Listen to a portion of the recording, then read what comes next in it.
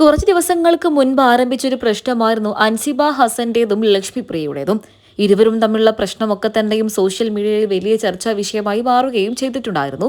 ഇപ്പോൾ ഇതാ ഈ ഒരു സമയത്ത് പോലീസിനെതിരെയും ലക്ഷ്മിപ്രിയക്കെതിരെയും മുഖ്യമന്ത്രിക്കും DGPക്കും പരാതി നൽകിക്കെത്തിയിരിക്കുകയാണ് നടിയായ അൻസിബ ഹസൻ. പോലീസ് സ്റ്റേഷനിൽ നിയമവിരുദ്ധമായി തടവിൽ വെച്ചു എന്നാണ് പരാതിയിൽ പറയുന്നത്. തനിക്കെതിരായ വ്യാജ പരാതിക്ക് പിന്നിൽ ഗൂഢാലോചന ഉണ്ട് എന്നും അൻസിബ വ്യക്തമാക്കി. ലക്ഷ്മിപ്രിയയുടെ പരാതിയിൽ തന്നെ വിളിച്ചു വരുത്തിയപ്പോൾ സ്റ്റേഷനിൽ വെച്ച് അവഹേളിച്ചു.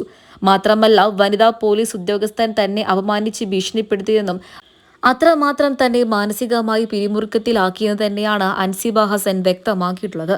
അതിന്റെ അടിസ്ഥാനത്തിൽ തന്നെ അൻസിബ ഹസൻ ഇപ്പോൾ 1 കോടി രൂപയാണ് നഷ്ടപരിഹാരമായി ആവശ്യപ്പെടുകയും ചെയ്തിട്ടുള്ളത്. തൃപ്പൂണിത്തറയിലെ സബ് ഇൻസ്പെക്ടർ രേഷ്മയ്ക്കെതിരെയാണ് അൻസിബയുടെ പരാതി. മാത്രമല്ല ലക്ഷ്മിപ്രിയയ്ക്കെതിരെയും പരാതിയുണ്ട്. നേരത്തെ തന്നെ ലക്ഷ്മിപ്രിയയുടെയും അൻസിബയുടെയും പ്രശ്നം വലിയ രീതിയിൽ തന്നെ സോഷ്യൽ മീഡിയയിൽ ചർച്ചയായി മാറിയിട്ടുണ്ടായിരുന്നു.